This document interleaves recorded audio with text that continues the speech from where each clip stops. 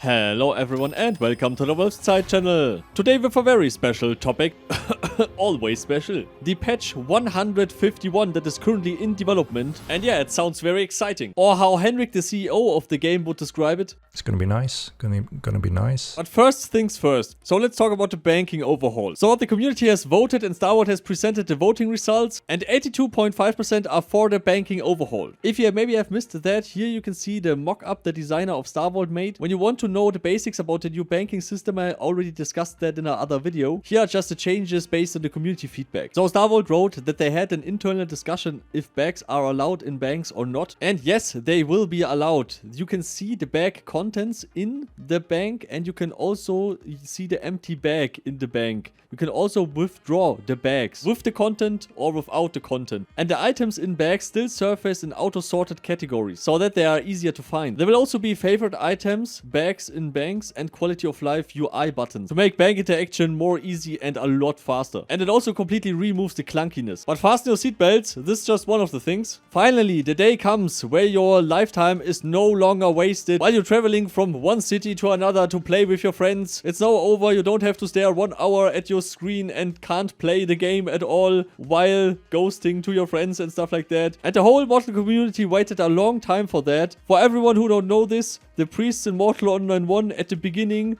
you weren't even able to click on the button with the nearest priest. The priests weren't even marked in the air, so you have to know where the priests are. Then they patched in the nearest priest button, and then everyone asked about the Ether Wayshrines. But now, here in the second game, 15 years later, it's an awesome quality of life choice, in my opinion. But there are, of course, some rules to the Ether Wayshrines. And Star Wars really want to make this clear. It's not fast travel. It's not fast travel. In any way or form, it's not fast travel. Because there's a real-time transit of the spirit. So you can unlock shrines while you are alive, so travel as a spirit between active node shrines on your map will be possible. You will be pulled through a visible conduit with some awesome effects and some lore that we will discuss on this channel, of course. Please subscribe for the upcoming videos if you are interested. So you travel in real time. You move faster than normal spirit walking, but you still have to wait based on the distance. There are, of course, some restrictions and some balancing. You can't bring items like spirit boxes, fluxes, and stuff like that. So only the non-droppable items will come with you, like your cloaks, your spellbook, or your starting sword. After the travel, you will get a strained spirit debuff.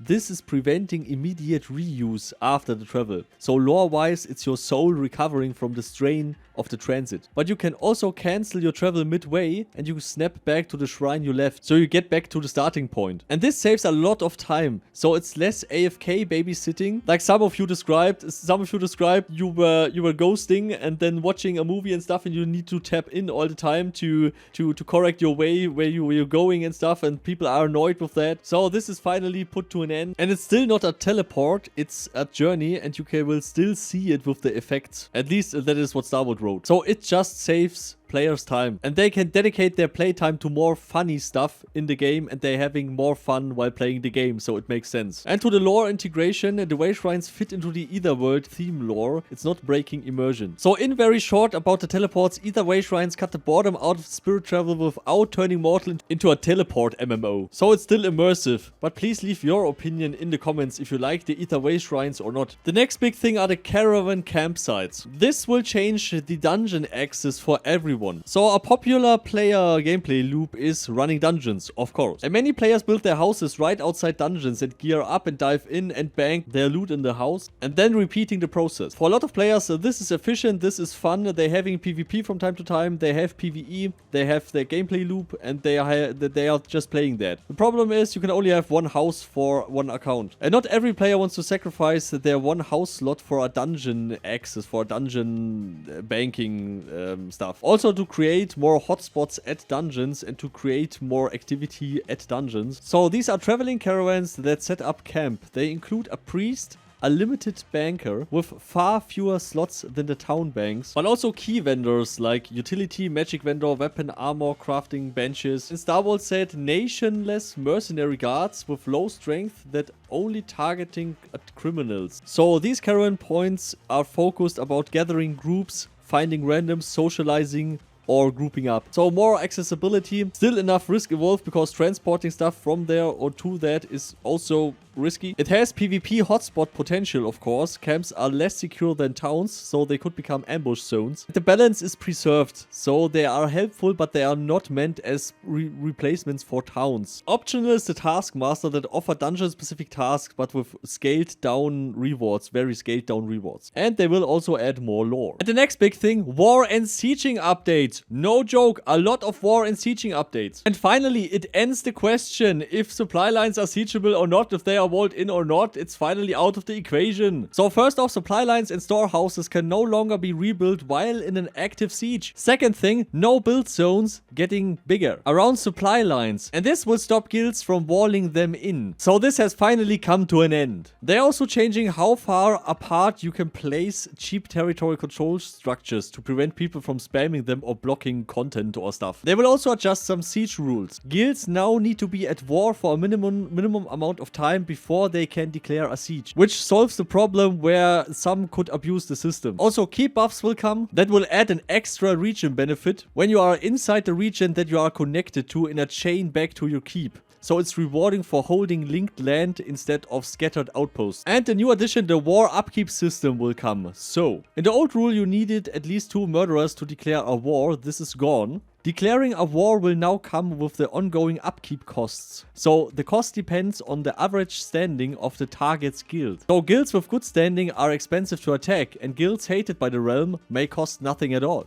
Then also changes to death sickness. So if you keep spawning repeatedly in a non-town priest after dying, your death sickness gets longer each time to prevent spawn rushing, where people want to instantly re-gear and stuff all the time. Then we have changes to the standing and to the murder counts. And here we have big changes. So what the community proposed is to remove murder counts entirely. And this is what Star Wars had in mind. And folding the effects of that into the nation standing system. So the red player status becomes regional, not global. So if you have negative standing with a nation, for example Tindrem, then you are red in the regions that belong to the Tindremic Empire, but blue in other towns. Then bounties are tied to nations. So additions to the bounty system will be made. So you will be in the bounty pool of a nation where you have negative standing. This means more bounties overall, since a lot of players carry negative standing with at least one nation. And Star Wars want to make this clear, it's less permanent punishment. This is the goal. So today a character can go permanently red if your murder counts are too high. But with such a system you can actively atone for actions and work back to positive standing. This is what Star Wars claimed. A little bit contrary to the community voting Paul Diffrail made. I've also made a video about that if you're interested. So Star Wars made that because it's simpler to understand. Instead of juggling 2 separate systems every time with the standing and the murder count system and stuff like that, it's very hard to explain that to new players. And I'm glad that they are moving to one system. There are also changes in how guards policing towns. Star Wars said it's an open design choice. And Star Wars asking for your feedback. So there's a question, should guards always attack negative standing players on site? Or should towns become more in the hand of player policy with the bounty hunting and stuff where guards only attack the greys and it's up to the players to deal with the red players? There are several pros and cons, but that is up for you to decide. And the awesome thing is you can directly give your feedback to Star Wars. There's a feedback form linked down in the description, especially for that question and for many other questions regarding this patch. But please also leave a nice comment, would be so awesome. And a like and subscribe would be so nice, because making all of these videos taking a lot of effort, time and money. And thank you all for your support. So special thanks to all of these supporters, of course. Carmel, Lucario, Mr. Minerva, Dem Tired, Ronus, Patenax, Colum, Bulldog and all the others, of course. So yeah, discuss hard. I mean party hard.